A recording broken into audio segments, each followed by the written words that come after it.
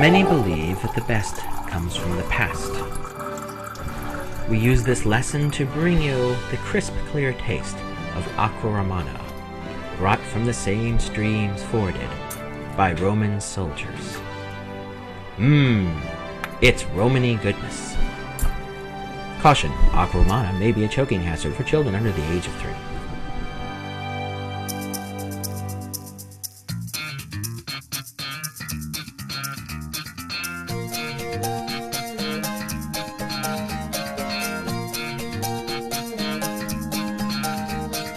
Hi there, and welcome to Board Games with Scott.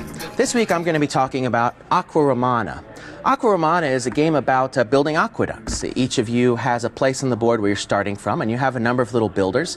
And the builders are going to move their way around the board, building aqueducts, trying to make the aqueducts as long as they can. They're going to be doing this under the oversight of some master builders who will tell them what types of tiles that they can play. So on your turn, you're going to be choosing a master builder, building a tile, moving your little builder around, attempting to keep alive as long as you can. This is one of those games where everyone's creating paths that careen all over the board, and you want to cut other people off or make yours as long as you can. There's an interesting scoring mechanism which encourages you sometimes to give up early and just take the points that you can. And so it's a nice little path-laying game. So why don't we open up this box and see what's inside. What are the components that you get with Aqua Romana? Well, you get a fairly large board, a colorful board that sits in front of the players, and you're going to play most of your game on these spaces here, and then at the top is a overdrawn but functional scoring track. You have tiles, which are fairly typical for this type of game, small square tiles, which show different types of water crossings. You have a set of builders for each player. These are small wooden pieces that you use to build and extend your tiles. And then you have these very interesting pieces. These look sort of like a guy holding a sign, and these are the master builders. These are going to tell your workers what type of tile they can build. And so there's a whole bunch of these, and they're going to be sitting all around the edges of the board, moving around as the game goes on. This is kind of the neatest piece and the clever element of the game. And that's pretty much it. There's some starting tiles for each player, and a set of rules, and that's what you get with the game. So why don't we see how this all works together?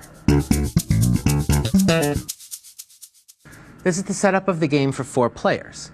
At the start of the game, you're going to be putting all of your builders on the board. One builder will go on each entrance to the aqueducts from your starting tile.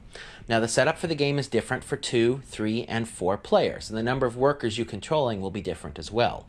You'll have to check the rules for the setup. So these are set where they are, but the way the game actually starts is the players take turns putting out these master builders around the board wherever they would like. And these master builders are going to tell your workers what type of tiles they can build when they take a turn. So once all 12 of these have been placed, then you're ready to start the game. So the way it works is each one of these little guys, these little workers, can see up to 4 builders. So what he does is he looks left and right and up and down, and any builder that he can see, he can build that type of tile. So this blue player may look and see and say, I want to do a turn tile. So he picks this one. He picks a tile of that type, places it on the board, moves his builder forward, and then moves the builder 1 space clockwise. Now, if that would put him on top of another builder, then you move that builder again. So that's how it ends up. And then the red player goes, and the red player might say, well, I want to use this guy. He can see him, so I'm going to play this cross like this. I'm going to move my worker out there, and I move this builder over. And that's the way the basic turn goes. You look down, you identify a worker, you identify a builder, you place the tile, you move the builder. And that's how turns go. They go around the board that way. Now, whenever one of these master builders crosses over a fountain, goes around the corner, you get a special ability.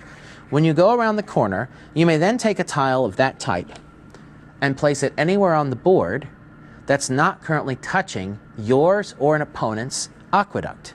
So I could not use it to extend an aqueduct, and I can't use it to block an aqueduct, but I could play it somewhere like this, which might help me out on a future turn. As you can see, there aren't that many master builders around the board, and it's certainly possible that you have a turn where none of your builders can see a master builder. If this happens, then what you do is you pick one of the master builders and move that master builder 1 space clockwise around the board. If you manage to cross one of the corner fountains, You do not get a bonus if you do this. You continue like this on your turn until an aqueduct is closed or you wish to score an aqueduct. Now you score an aqueduct at the end of your turn if you wish to score it or you must score it. If an aqueduct is closed, it's scored immediately. An aqueduct is considered closed when it has no more legal play. So if the green player were to play here, then this aqueduct would be considered closed and the blue player would then score that aqueduct. You also may choose to score an aqueduct whenever you would like, even if it's not closed, and there are some strategic reasons when you might want to do this. I'll talk about it a bit later. So that's the way the turn goes. On your turn, you identify a builder, you pick a worker, you play a tile, then you move the builder around the board clockwise, and then it's the next player's go. The key to this game is the scoring mechanism. You have this scoring track, and when you score an aqueduct, you're going to put your figure on the number corresponding to the number of tiles that were in your aqueduct. When you're scoring, if an aqueduct crosses itself, that particular tile will count 2 points, 1 point for each time the aqueduct crosses that space. So if you score one that's, say, of length 8, then you can put your tile in the number 8. Now notice that 7 and 3 are bigger. That's because each of them can hold 2 workers. The trick here is that if you go to play a worker and the space where you want to go is full, you have to go down to the next space. So if I do one of length 8, then I have to go on 7. Someone else might go on 7, and as people start to fill these up, the smaller ones get filled up early on. So let's say this for the situation. If I were to play an aqueduct of length 8, then I'd notice that length 8 is already occupied, so I have to place my person on the next space. But these are all occupied as well, so my length 8 aqueduct is going to net me 2 points. That's not a very nice thing to have happen to you, but it happened quite a bit in the games I've played. So the strategy that comes in here in deciding when to score is that you have the ability to score early. This might be very important. If you look ahead and you see that your aqueduct is not going to get too much longer, and you see that there's only one gap remaining for your scoring pawn to go on, you may choose to score early and grab that gap, because if you don't and another player scores before you, they'll take up the space and then you're going to go way down in scoring. So it's very important in the game to keep an eye on the podiums and when they're filling up, and decide when to go ahead and score and fill up an important spot to keep other people from getting there and to make sure that you get in there as well. At the end of the game, there's going to be some bonus points. For the first place, you get 4 bonus points. Second place gets 3 bonus points. Third place gets 2 bonus points. And then you add up where your workers are on the board. The person with the highest total wins the game. It can be surprising. Because of the scoring mechanism, people who score early might not seem like they're getting a lot of points, but they're eating up valuable spaces, which can force other players to have to play much further down in the scoring track than they actually deserved. And at the end, those bonus points can make quite a difference when you're summing up how many points you got. If on your turn, a situation is such that you cannot build, that would happen if at every one of your worker locations there was no builder, which will happen as your aqueducts get to close down because you're going to have fewer and fewer builders on the table. If that happens, then all you do on your turn is you move one of the master builders, your choice, around the board once. If everyone does this, if everyone who is still in the game does not play a tile, then that triggers the end of the game and you score. So this can end up with people not completing their buildings because the end of the game was triggered before they finish scoring all of their aqueducts. At that point, you then look at the track. The person who's the furthest ahead gets a bonus 4 points, second gets a bonus 3 points, and third gets a bonus 2 points. And then you add up all the points based upon where the workers are standing and you figure out who won.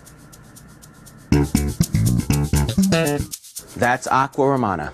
What did I think about this game? Well, there are a number of games like this. Linny 1, Streetcar. There's a number of path-laying games, and this has a lot of the same sort of elements, that you're trying to lengthen your paths and cut off the paths of other people.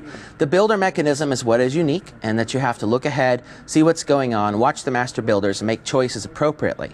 I found the master builder situation to be sometimes frustrating, as I would hope for something to come up, and another player would take it and they'd move it around the board.